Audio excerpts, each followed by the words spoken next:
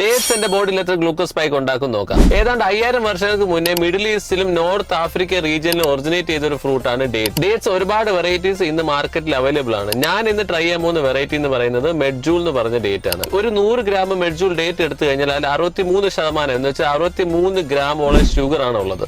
അതിന്റെ total calorie പറയുകയാണെങ്കിൽ 277 kilo കാലറിയാണ് ഒരു 100 ഗ്രാം മെഡ്ജൂൾ നമുക്ക് തരുന്നത്. നിങ്ങളിൽ പലർക്കുമുള്ള സംശയമാണ് ഡേറ്റ്സ് കഴിച്ചു കഴിഞ്ഞാൽ എത്ര ഗ്ലൂക്കോസ് സ്പൈക്ക് നമ്മുടെ ബോഡിയിൽ ഉണ്ടാക്കുന്നുള്ളത്.